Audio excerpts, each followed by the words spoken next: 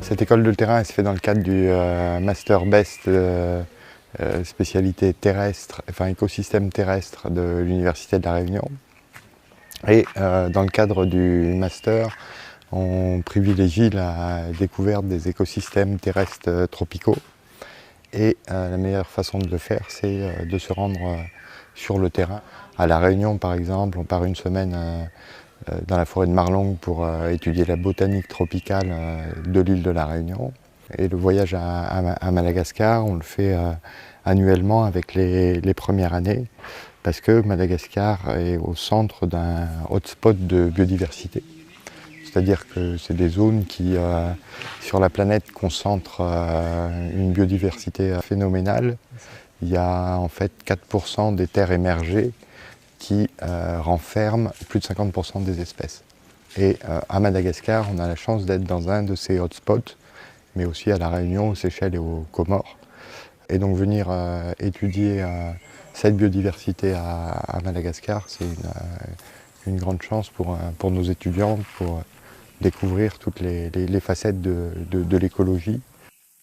Le parc de Kirindi, plus précisément la concession forestière du Centre national de recherche sur l'environnement et formation de Kirindi.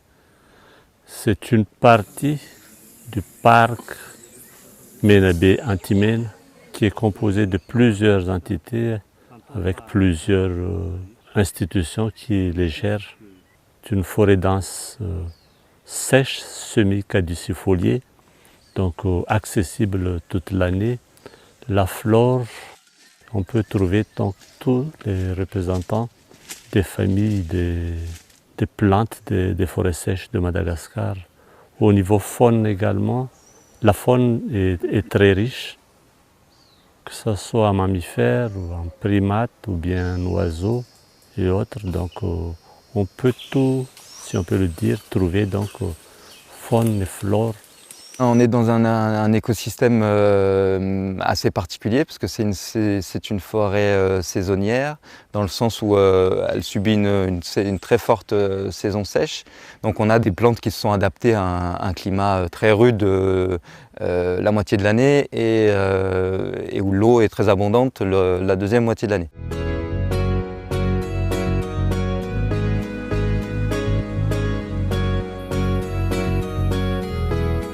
On proposait 3 thématiques aux étudiants, donc ils sont répartis en 3 groupes. Donc un groupe qui travaille sur la diversité des lépidoptères, donc des papillons, à la fois de jour et de nuit, et sur les interactions avec un groupe de plantes avec les espèces d'orchidées. L'an passé, on avait observé qu'il y avait certains papillons qui portaient du pollen d'orchidée sur leur trompe. On n'avait malheureusement pas observé l'orchidée, donc cette année on a mis en place un atelier qui fait le focus sur cette interaction. 12, 13, pareil que les autres. Alors on a 3 ateliers essentiellement. Un premier qui se décompose sous un inventaire des papillons de jour et de nuit présents dans la zone, dans cette forêt de Kirindi. Un deuxième atelier qui a consisté à référencer et à trouver, dénicher les orchidées en fleurs pendant cette courte période dans les parages.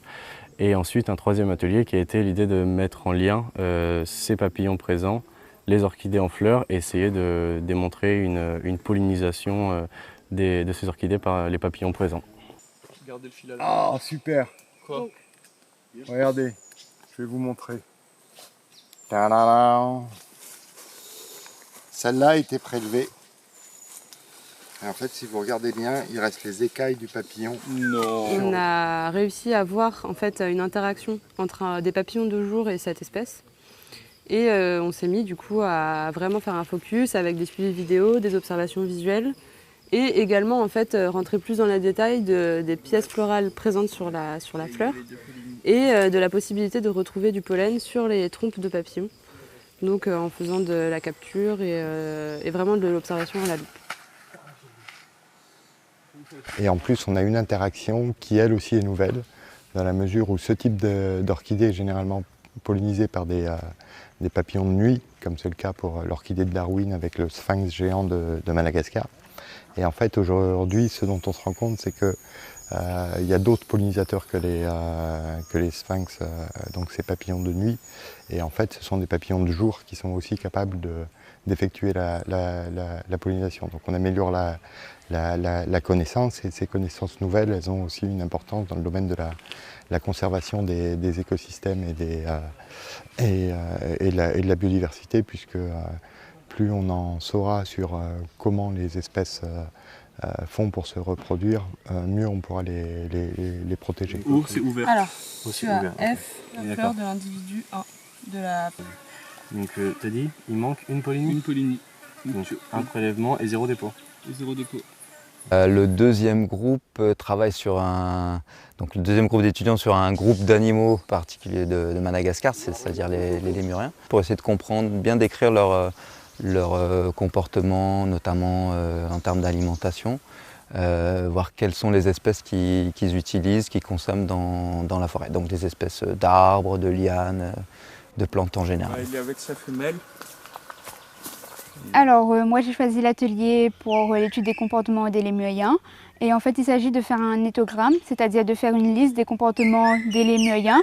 Et donc, on a décidé d'observer les lémuriens blancs, les Propithecus. Et du coup, à intervalles de temps régulier, c'est-à-dire toutes les 5 minutes, on va noter leur comportement. Celui qui est un peu entre les... Et après, il y en a encore un autre qui est... Genre là, il descend, je parler là. Ok, bah, c'est le mien celui-là. Donc tous les jours, on essaye d'observer les lémuriens et plus précisément, on se concentre sur leur comportement alimentaire. Donc qu'est-ce qu'ils mangent, si c'est des fruits, si c'est des feuilles, à quelles espèces appartiennent ces parties, ces organes, et aussi quelle est la fréquence de nourrissage, s'ils préfèrent se nourrir plutôt le matin ou plutôt l'après-midi. Ok, bah c'est pas le mien. On essaye de faire 1 heure, au moins 45 minutes d'observation tous les matins et tous les après-midi. On est 4 à observer et on fait des observations toutes les 5 minutes. Donc toutes les 5 minutes, par exemple entre 45 minutes et 2 heures à peu près, on note le comportement, on note ce qu'ils sont en train de manger, comment ils le font, etc. Et à chaque fois, on se concentre chacun sur un individu. Donc ça veut dire que toutes les données qu'une personne obtient, elles sont multipliées par 4. Donc à la fin, je pense qu'on aura quand même pas mal de données pour réussir à faire des conclusions qui sont statistiquement correctes, etc.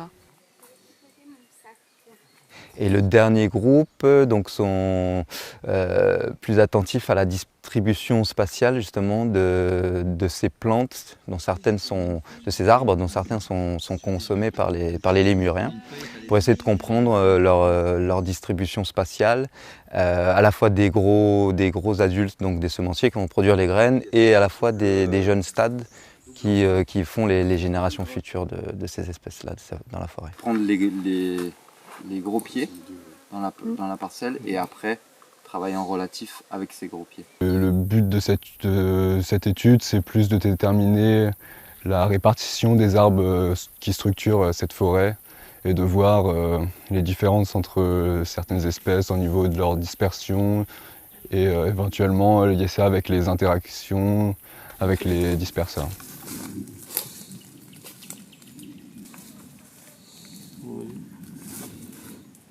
Il y aura une espèce qui a perdu son disperseur, qui est le baobab, qui avait probablement comme disperseur une tortue terrestre ou un grand lémurien, et une autre espèce qui, elle, est actuellement encore dispersée par des animaux. Pour notre étude, on va prendre 2 zones d'environ 1 hectare chacune. Dans ces 2 zones, chaque zone sera quadrillée en 6 parcelles. Et chaque parcelle sera prospectée environ 1 heure en ratissant toute la forêt. Et chaque arbre de plus de 5 cm sera dénombré, marqué à l'aide d'un GPS. Et ensuite, le tronc sera mesuré pour savoir la répartition des tailles au sein des différentes espèces.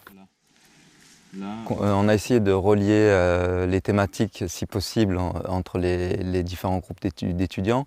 Sur le groupe lémurien et arbres, on va pouvoir relier les informations, enfin croiser les informations en tout cas, par rapport aux observations de consommation des plantes.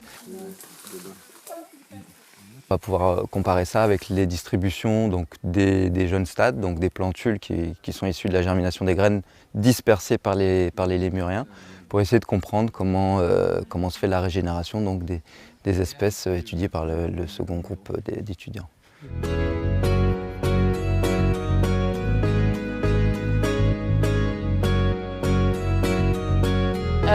Sur l'environnement, ça c'est clair, je pense qu'on peut que être satisfait.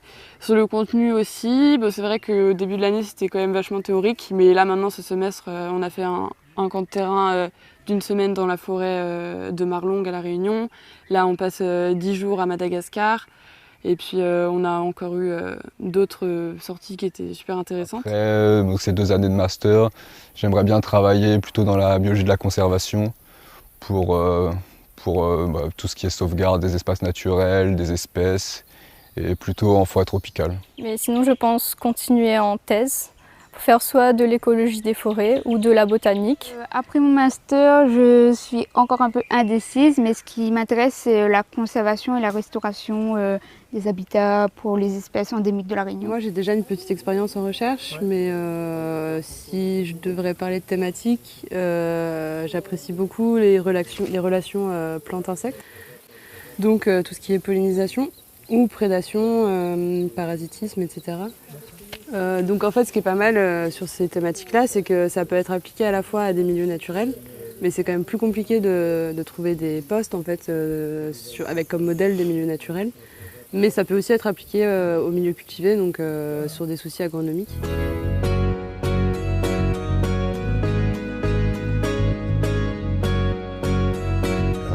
Ce master est associé à un autre master international de type Erasmus Mundus, qui est le master Tropimundo.